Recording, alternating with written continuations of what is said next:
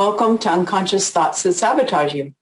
This is the second video in the workshop, and whether you're constantly beating yourself up or feeling guilty that you aren't taking better care of yourself, this is the place to be, the place to find out how to quiet your mind and find inner calm.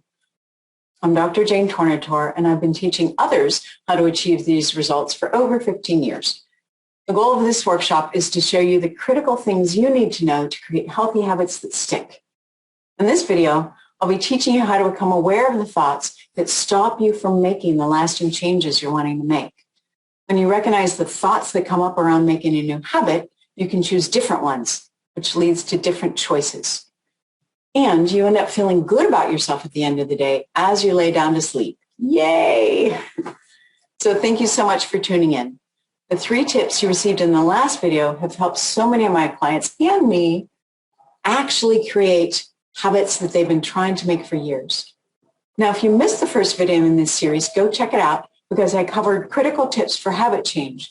I showed you 3 ways to make your habits stick and what that means for finally making the changes you desire. If you haven't seen that video yet, go watch it right now. There's a link in the email, and then come back for the second video. Now, in this video, I want to take you deeper into this area of habit change. I'm going to show you how to see how unconscious beliefs stop you from making healthy choices. When beliefs are unconscious, we're driven by them. When they're conscious, we have a choice. As Carl Jung wrote, until you make the unconscious conscious, it will direct your life and you will call it fate. When we don't make the healthy choices we want, it is frequently because we think we're lazy or we have no self-control. More often, it is long-held internal beliefs that stop us. So there's a reason you're watching this video. It's either because you've been trying to make healthier choices for a long time and you want to finally figure out how to keep good habits, or you've recently realized some of your behaviors are negatively affecting your health or relationships and you're ready to make a change. And there's never been a better time to create new habits because now we know more about the brain and motivation than ever before, so we can see what gets in our way and develop tools that actually work to create new behaviors. So in this video, I'm going to show you the biggest block to creating behavior change. To change your habits, the first thing to do is to see why and how beliefs get in your way. Many of the beliefs that we formed that are keeping us stuck unconsciously were formed before we were the age of 7. Many of my clients who come in have these things that just like, I don't know why I think this way. I don't know why I think this way. And then we look at it and then they have these memories of that they had when they were very young, that the same kind of message was running in that memory as they are now telling themselves as adults. Now, why does this happen? Well, it's how our brain is built to learn. From the ages of 0 to 2, we are just experiencing and learning the world. We aren't thinking about it. We aren't thinking, well, this is a good idea or this is a bad idea. We're just experiencing and taking it in. We're just learning how to be in the world. Around the ages of 2 to 7, our brain goes into theta waves. Theta waves are the brain waves we're in when we're under hypnosis. So our critical thinking is dialed down. We just hear information and go, We don't think, well, that's stupid. That's ridiculous. I can't believe you're saying that. We're just like, oh, okay, that must be a truth. So we experience all these things before the age of 7, and we don't know it at the time, but we are taking them in as this is how the world is, and this is how I am in it. Like one example that used to happen a lot when I was a kid was people would say, bad girl, don't do that. You're so bad. I can't believe you did that. And so what we take is, I must be bad. When, we dropped an ice cream cone or something, but it wasn't terrible, but we take that message as, I'm bad. Not my behavior's bad. I am bad. This is the power of things we learn prior to the age of 7. Now, this concept really came into stark reality for me when I was reading a book about a therapist who was working with a client who was always the smartest person in the room. She worked on Wall Street or something, and right before a big deal would happen, she would always do something to sabotage it. Like it was an unconscious behavior. So she started to see a therapist and she's like, I don't know what's happening, but I keep screwing up and I know what I'm doing. I'm completely capable. But right before a big, deal comes, I somehow screw up. So when she was working with the therapist, she had this memory of when she was a little kid and she and her sister were having lunch and her sister was eating a popsicle.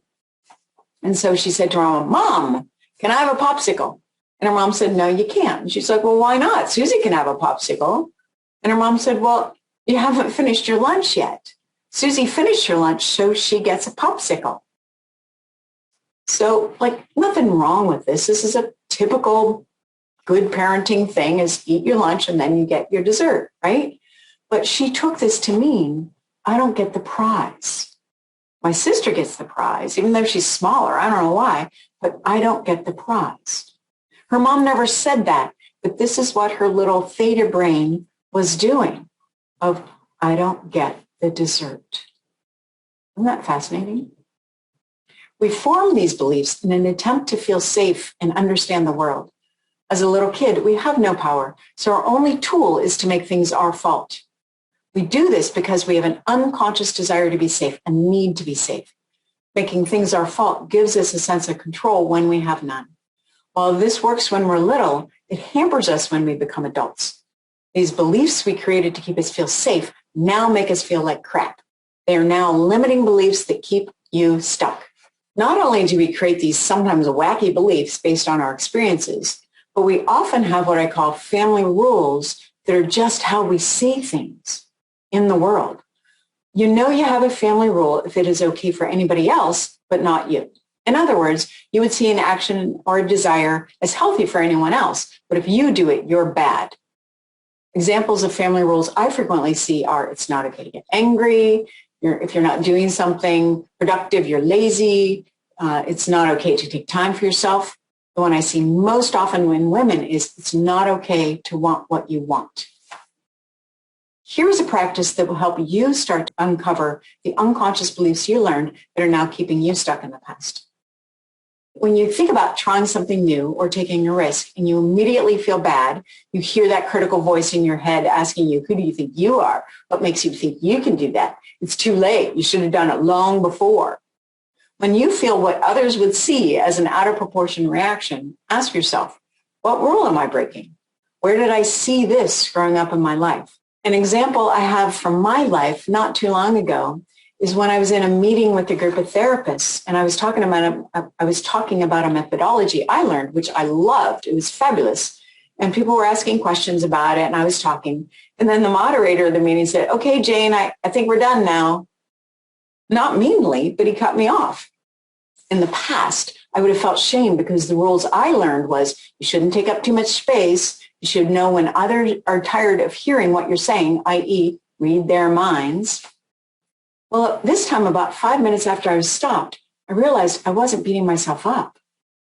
I'd finally unlearned those rules. Now I just said, whoops, I was not following the leader's timeline. Oh, well.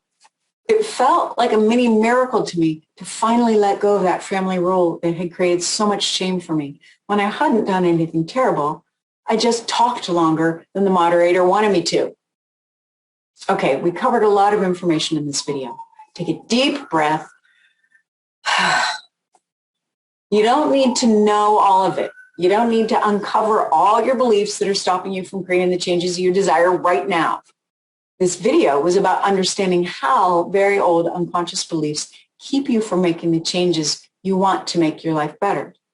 And now it's possible to no longer be ruled by them by paying attention to your beliefs when they come up and making different choices.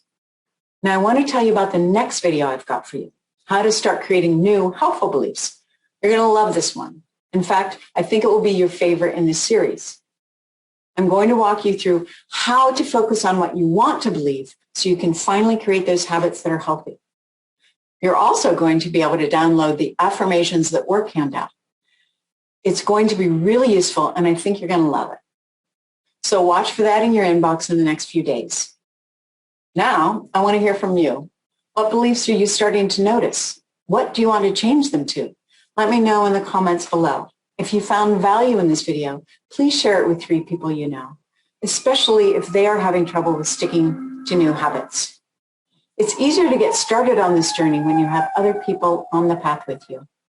But right now, please scroll down and first of all, hit that like button. Everybody likes to get likes, including me. And then leave a comment for me. I'll see you in the next video. Until then, take good care.